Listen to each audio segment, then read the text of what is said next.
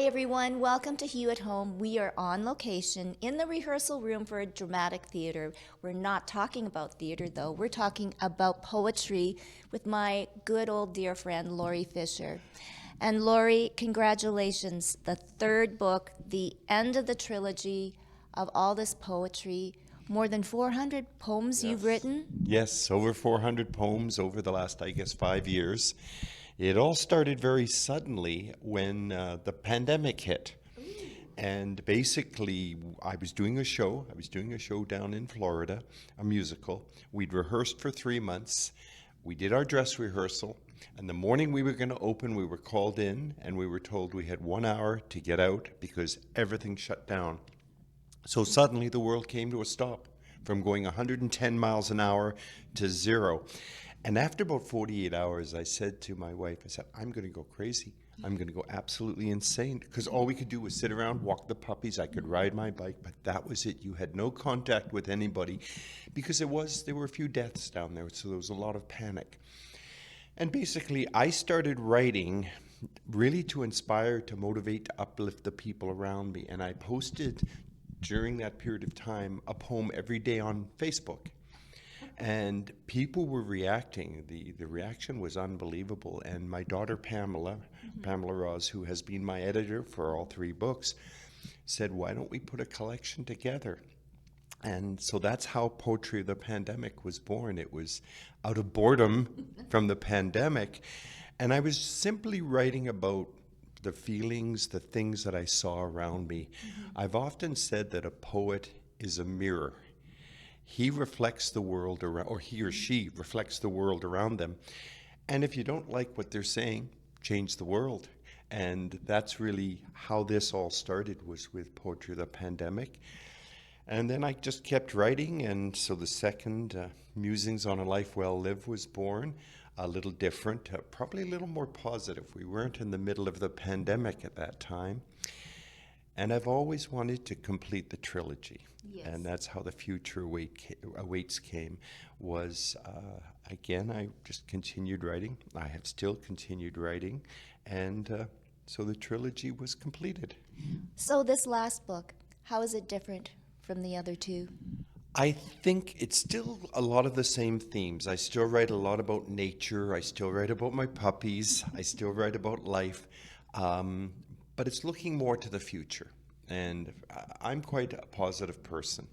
And basically, I want people to know that the future really does await you. You know, you just have to live for today, but, you know, the future is there. And one of the nicest compliments I've been given really over and over again was, when people are reading my poetry, they feel like they're walking beside me. And that's the empathy of a poet. That's the ability to walk in another man's moccasins, as the original saying goes. Not politically correct today, but that's how it is. And really, there's a lot of empathy in my poems. Recently, I've started doing readings in senior residences. I've done 3 now. And the last one, it was actually very moving. It was 10 years to the minute that my mom passed away on September 9th. And it was at her old home. It was at River Ridge. And sitting in the front row was an old English teacher from years and years of teaching English, because she pulled me aside afterwards and said, I love your words, you know, the alliteration, the way you write, the simplicity. And that really summarized what my poetry is about, is people can, I guess, live with me and the thoughts that I have. Well, it's interesting. Why poetry, Laurie? Because you are a man of words. I mean, a story would be incredible, too. Is that the next step now, or is this it? Well, I'm kind of premature a little bit, but Pamela and I, for my 70th birthday last year, Pamela gave me a thing called Storyworth. And every week I had a question asked of me, and I had to write a story. And so I called it My Life and Times. It's actually for my family and close friends, and somebody I know well will probably get one because she's part of it. But it really has been a great experience to go back to my childhood and be able to have memories there.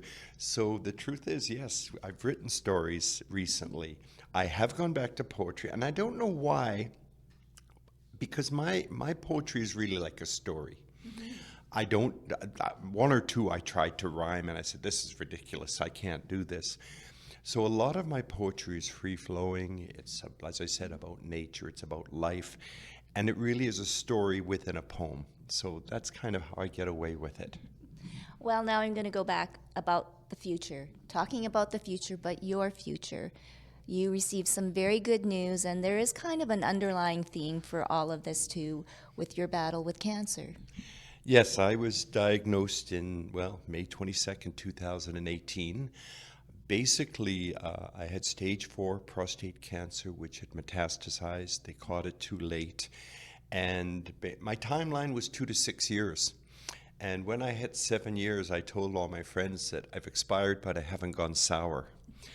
So it really has been a battle for 7 years. But this year in July, my oncologist sat across with me and told me that my cancer is dormant. And he said, we're going to continue treatments because what they're afraid with any cancer is that it will rebound somewhere else and be worse. And I've had friends I've lost who had exactly that. They were in remission. They don't use that word anymore, I'm told.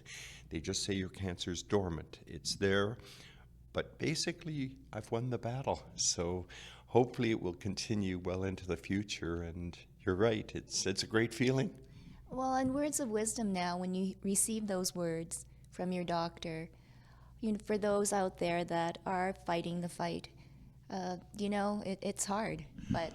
Well, it's hard, but I actually gave a very brief speech at the Never Alone Cancer Foundation walk. They asked me to say a few words, and I spoke to the cancer warriors there, and I said, never give up the fight. You just don't know what the future holds, and you've just got to keep fighting, no matter how dire it seems. And I'm very lucky because my symptoms were not great, but they were nothing like what other people go through. And so my message to anybody who is fighting the battle out there, keep fighting. Don't give up, no matter how bad it is. And you always have people you can turn to. We're very lucky in Manitoba. Cancer Care Manitoba is a fabulous organization. I can say nothing but good things. Groups like the Never Alone Cancer Foundation, they're there to support us. And I still consider myself a cancer warrior because the battle is really never over. But I'm very positive, and I really believe that attitude is 90% of it. I've had friends who were diagnosed the same time as I was, and they're gone because they gave up the ghost. And that's what my message is stay positive, keep a good attitude, and just keep fighting. And maybe get one of Laurie's books, totally recommended. On that note, Laurie, proceeds are going to the Never Alone Cancer Foundation, right? Yes, the books are $30 each, and $10 of every book that is sold goes to the Never Alone Cancer Foundation. In fact, I've made some really good donations this year. They went towards the walk, but I will continue with the books that I have remaining to keep donating to the Never Alone Cancer Foundation. And the big question, where can people go to get your books?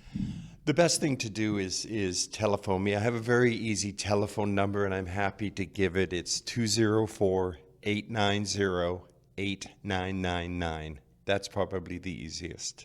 And they can get a hold of you. Oh, yes. Yes, and you can contact, iLikeHue.com. And Laurie, I love it. You're still the old-fashioned guy. Give Laurie a call at that number, and you can get one of your own special books. So thank you so much, Laurie, for everything that you do and what you bring to the community.